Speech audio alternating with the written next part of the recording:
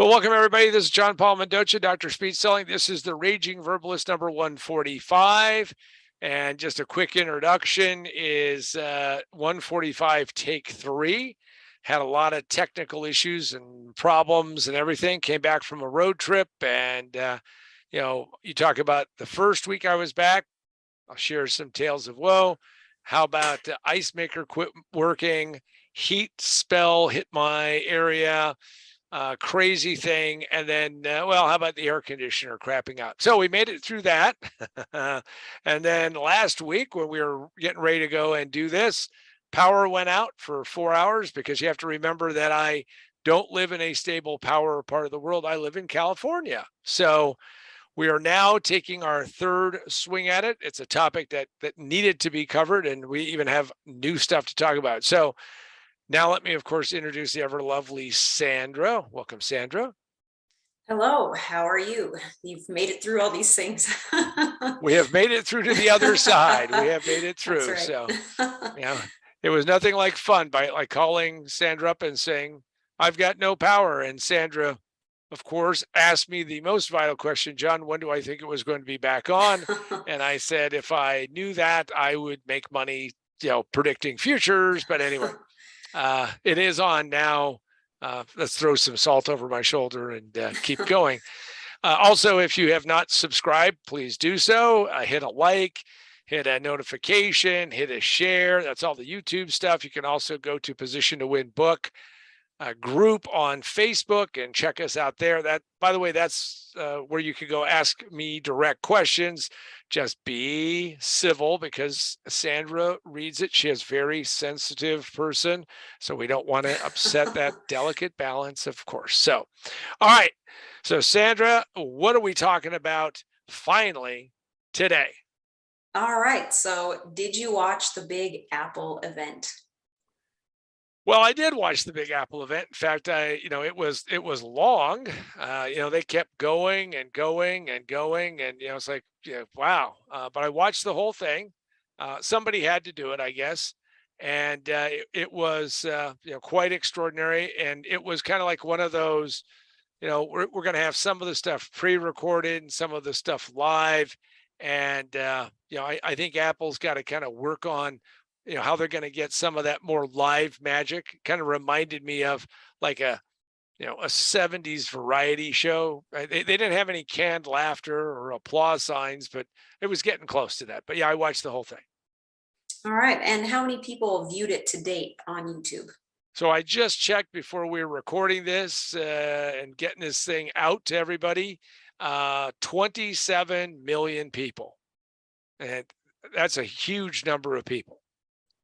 Wow. All right. So and I don't think they're all sitting on one couch, but yeah, 27 million people have viewed the Apple event, and through YouTube. Now they have, Apple has their own version of it, but that is the official Apple feed that went up on YouTube.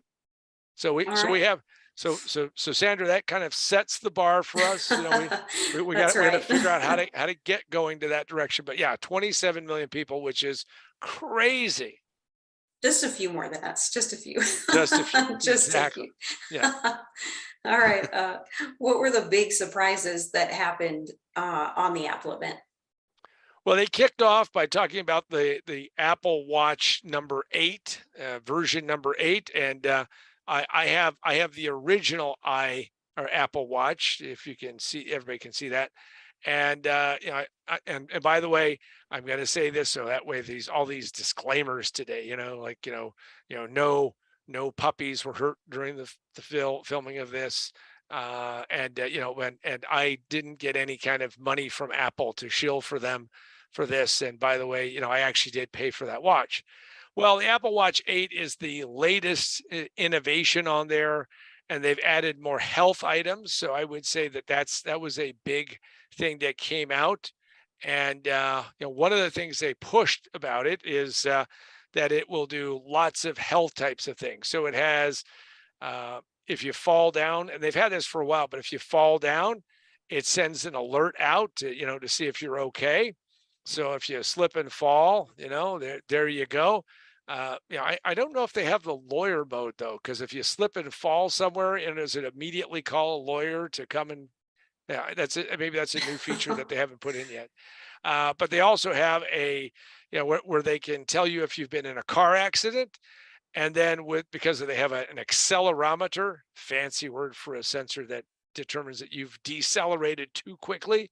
And they also have, and this is kind of cool, is that if the airbag, I mean, it isn't cool that your airbag got deployed, but if your airbag gets deployed, it changes the barometric pressure inside of your vehicle, and the watch gets alerted that an airbag has been deployed. Now, having been in an accident and having an airbag, I can tell you that I have no doubt that the barometric pressure changed. And then the other thing that they threw in with the watch is that, so it's measuring all these health things, and it's measuring, like your temperature and all of that. So if you want to use this, and of course, now that we're in the land of wokeness, for those of you who don't know, I don't drift much into politics, but so if you want to track when you ovulate, you can actually do it through the watch. So there you go. I make no claims that this actually works or doesn't work. And I wonder if, because they have to do politically correct things, I wonder if they'll put ovulating people. Anyway, I guess I'd have to buy the watch and see if I'm ovulating or not. So, but that was one of the things. Yeah. Yeah. So we'll stay tuned. I mean, it might be, might be exciting. So, and then they had the Apple Watch Ultra, and the Apple Watch Ultra is this badass watch. So if you do a triathlon, and they showed people doing triathlons, they're running, and then they're jumping into the water, and then they're coming out of the water, and they're getting their bike, and then they ride their bike.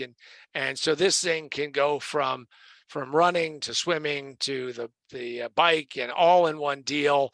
And the Ultra is a big badass looking thing. And they talked a lot about how there's this growing group of people who really like that, and they're going to do it. Now, I'm a watch person. I typically wear two watches, especially when I'm on the road. And I thought, man, this is a badass looking watch. I mean, it's big, it's hairy, not real hairy. I mean, it doesn't have like fur on it or something, though. Who knows? Maybe it'd be an option. So, but they kept talking about all of these various things, and I'm just reminded of, I moved to California, and I go into a Foot Locker, and not a Foot Locker like I undo the combination, open up a Foot Locker to find stuff in my Foot Locker, but I go into the Foot Locker store, and I walked in, and these guys had a great series of questions, because of course this was for people who were serious about exercising and working out. And I found this pair of shoes that I liked, and I said, hey, these look great. And the guy goes, well, how many miles a day do you run? And at the time, by the way, much thinner than I am today, but a serious smoker. And I said, well, I typically run from here to the cigarette machine and back. And he looked at me and he said, are you serious? I said, well, hey, if you've got a drink sitting on the bar, the last thing you want to do is have the ice melt. So I need these kicks to get down there to the cigarette machine and back fast. Kept the guy going for a few minutes. He got a little bit unnerved. I'm sure that he had to have, treatment. Today there would be a service animal for him or something. And I ended up buying the shoes, and his manager said, so this is really going to help your workout, was he's bringing me up. And I said, yep, it means that I'm going to be able to get my Marlboros that much faster. And I started up with him, and they couldn't accept the fact that I was buying them because they looked cool. My prediction is that if the Apple Watch Ultra requires one to do strenuous workouts and running until, sweat is pouring off of you and drenching those around you and creating like a low pressure ridge from, if it requires that, they're going to sell a lot fewer of them. But if they sell it to people who want to look cool, like, I met a lot of people who own Rolexes that are used on sailboats and yachting. And I think out of all of them that I've met, and those look badass and cool too, there's maybe like one or two of them that actually has been on a boat, other than like, like Pirates of the Caribbean at, Disney World or something. But, everybody else is just, they're buying it for the look. So Apple Watch Ultra. And then, of course, they introduced 4 new iPhone 14s. They bumped the little baby iPhone out of the picture, and they've got a medium screen and a big screen, and then they got the Pro Max, and they got a baby screen and a big screen, and of course, all of that. Now you got to go up to the big boys in the Pro Max to get the new processor. So that's a little bit of the overview of what happened. So the biggest surprise is the watch continues to evolve, and it's pretty cool. So we'll see if these health benefits really show up. And again, I bought the first generation. Maybe I'll upgrade and buy a new one because the Ultra looks pretty cool, and hopefully it works better than this. I can use it to hypnotize people, but when it quit syncing with the phone, and the Apple guy said, boy, I don't know. So hopefully they fix some of these things. All right. Did they reveal something so earth-shattering that you've already ordered some new Apple products? I have been able to resist. Probably the closest thing is the Ultra watch, but starting at $800 and going up, that's not to me like a spontaneous purchase at this point in time. The phones, though they had lots of discussion about what they were going to do, were evolutionary. There is no revolution in cell phones at this point in time. Nobody's figured out the next big thing you're going to do. So, I was able to resist temptation and not go out and do that. So. Right. Was Steve Jobs correct in canceling Macworld and moving entirely to the web? Well, I think that 27 million people would agree with that. I was at a Macworld, and there were a lineup of people and lining up to see Steve. And I looked at that and I just said, and by the way, I went to several of them, never saw Steve live. And it was because I wasn't going to sit there for 6, 8, 10 hours waiting for Steve to show up. Some ways I kind of kick myself because it's like, it's like being at that place, like going to Hawaii and not seeing the volcano or something like that. But anyway, I didn't do it. But Steve, when he canceled it, I mean, there were a lot of people, including me, who felt bad about it because it was a lot of fun to go to Macworld. And I'll never forget sitting there talking to these guys, and they were waiting in line for I don't know how many hours and hours and hours. By the way, I did offer somebody $20 for their ticket, and they turned me down cold. Probably should have gotten more money, but it was kind of a, if you will, a granola crowd. So maybe they were disgusted that I would offer them mere money. Now, for all of you out there who are thinking, wait a second, maybe Steve was a genius in this regard. I think he was really smart to recognize that the internet was the direction of the future, that this was going to change how everything went. They never got anywhere near the attendance that they're getting now online. And also it was just kind of crazy. So I would have to tell you that I think Steve Nally was right, but Steve probably, though he may not have needed this, but most businesses fail in the first 5 minutes. It just takes them 3 to 5 years to realize it. Is available digitally and in physical copy. So if you go to positiontowinbook.com and you log in there, by the way, there's some free stuff for you. Some of you are just going to go, hey, he's just pitching stuff. Well, there's some free stuff. There's some stuff you can get for no cost, but you can go check it out. Also, it's available on Kindle, Nook, and Apple iBooks. And then on the other side is getting the green screen to work is, of course, won't do it, is remote work for a better world, because, of course, whether people believe it or not, we are still going to have a lot of people working remotely.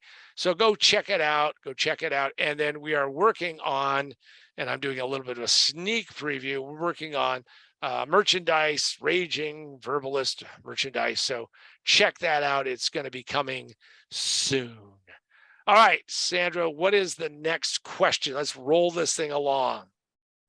Yeah. So tell us, what were some of the misses? Well, I think one of the misses is the fact that I guess you can only introduce so many things, is that there's a lot of people who like that smaller form factor. So they'd like an iPhone 16 mini or whatever you want to call it. So I think that was kind of a little bit of a miss.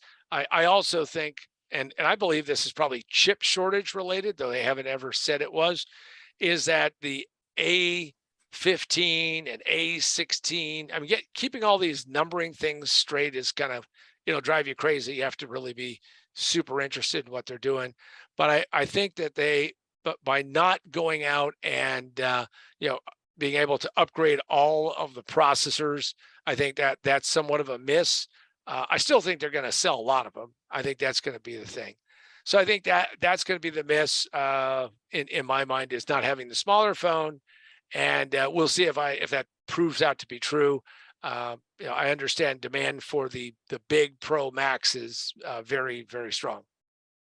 And what were the so-so items? Well, I would say a so-so item is again, whenever you introduce something and you don't add the new processor, you don't add enough new capabilities, it's seen as a kind of an incremental step, not a really a big enough step. Some of the things that they've added, you just kind of go, really. I mean, I think the watch adding some of these things is kind of, some of it's so-so. I understand what they're trying to do. They're trying to figure out what you're going to do. And if I knew, I would whisper it right now. So I think probably the fact that you're stuck with last year's chip. Will you notice that if you're out there buying a new new phone? I don't think you're going to notice it, but some people just they go a little crazy about that. All right, what were the big hits? Big hits are, to me, the Pro Max with the new chip and the new operating system that's coming out, that's already come out. And I've actually put it on because I have an 11 Pro Max. I got 11 Pro Max, but so I've fallen behind. So, but but if you look at it, I think that's probably going to be the big hit. Lots of capability. I mean, to me, it's astonishing that you can buy a phone with that much capability. Also, the top of the line has an ability to do certain things with image processing at 48 megapixels. And by the way, don't go getting crazy about megapixels, because it's a lost cause. But what it means is more pixels are better. And I think that that's pretty interesting. And then to be able to do some of the things that you can do with that phone and its capability, if it turns out to be true, watching it, the fact that they have now figured out how to build in this stabilization mode.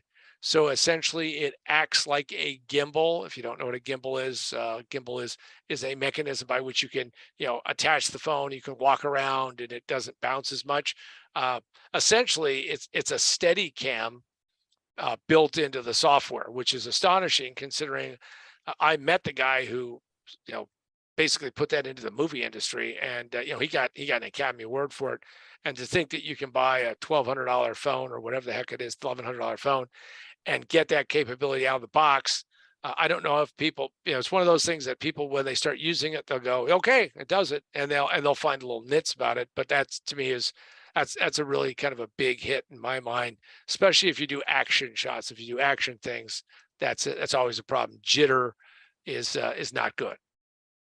Right. And did you see the media coverage for Apple's launch date on September 16th with Tim Cook in New York City? I know you got choked up I'm all there. choked. I was hearing about the camera. Wonderful. Brings a tear to my eye. Yeah. The camera might not stutter, but our lovely co-host does. I mean, it's just right. Nature. It's nature. So I saw the media coverage. So Tim Cook went to the Fifth Avenue store, and years ago I was in New York City, and I was there around the holidays, and I made the trek from Midtown to Uptown to go to the Fifth Avenue store. And I have to tell you, that place was I mean, I've been to Apple stores that were busy. This thing was enormously busy. And it was like, you just could feel your credit cards vibrating in your wallet as you walked into the place. And it turns out that that Apple store actually has more people visit that than the Statue of Liberty. And Tim Cook was there first time since 2019, shaking people's hands, selfies, geez, I mean, all of the YouTube videos are out there. And the fact that there were people who were going to be getting their phone and they waited overnight, and it just pushes the reality out that that these guys are marketing geniuses. And to see the business network that I was watching have live coverage of the doors opening, all I can tell you, it's that's why Apple still has stores and Microsoft shut all of theirs down, because they couldn't get anybody to show up. So yeah, I did see that. It was quite amazing. And then also I heard that day that some of the top of the line 14 Maxes, Pro Maxes, were pushed out like 34 days on delivery, which is like crazy because they've been building these things for several months. So tells you that big, strong demand, and we'll watch how this thing rolls out. All right. What can entrepreneurs learn from watching Apple's marketing machine garner so much free publicity? They are so good at keeping secrets and not telling people what they're going to actually do that they get lots of speculators on the internet. It's a little bit like that Nightmare Before Christmas thing where, as soon as the holiday's over, he starts planning for next year. And, that's what happens. So people are already speculating on what the next phone is going to be like and what's going to happen and what's going to take place. And are they going to finally do this? Are they going to finally do that? Will Apple, and so Apple has an entire army, legions of people out there pushing this out there. One of the interesting facts that I pulled up in prep for this thing weeks ago is that there are like 350 million iPhones that are older generations, like several generations older, that are still in use, still operational, still doing what they're going to do. And someday, some way, somebody's going to wake up and get up off the couch and say, you know what? It's time. It's time. I got to go update my thing. And Apple will probably sell even more of those. No surprise why Apple is worth the kind of money they're worth. So here are the lessons that you want to get as an entrepreneur. Number one is study how Apple is never trying to satisfy everybody. They're trying to satisfy their core customers. Clearly, their core customers have and this is what positioning is all about. You find out what your spot, what your area is. Now, one could say that Apple is this, 800-pound gorilla or something. Well, in some ways it is, but Apple has a very narrow focus on the kind of phones that they sell. They sell high-end phones. I think it would be a major mistake if they sold lower-end phones. And the fact that Apple has now 50% or thereabouts market share in the US and 150 other companies, not just the models, 150 other companies have the other 50%. That's an astonishing positioning success. So what you can learn is how they positioned it, how they maintain their position. And for all of those who write blogs seemingly every day, but at least every month about that, this is the end, it's over, it's done, Apple's going to fall and it's going to be gone. They probably got a ways to go. So I think that's what you can learn from Apple. Study what they've done, learn what they've done. And clearly, I mean, Tim Cook doesn't need to be there. I wonder if he's got like a big giant keychain with a key to every store. You know what I mean? And he just carries that around with him, and then, and he has a little polo shirt that just says Tim, and, I don't know, maybe he does, maybe he doesn't.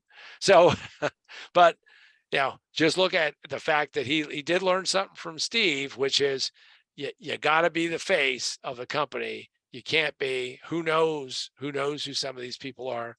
in some of these companies, but he is the face of it. Love him or hate him, agree or disagree, but he has found a way to navigate this thing into insanely high valuations and amazing sales. So with that, I just want to end by saying, if in fact you are getting value from this, which I hope you are, please subscribe, please notify us and say, hey, or do notifications so you get notified when we do more of these, and more importantly, share it with other people.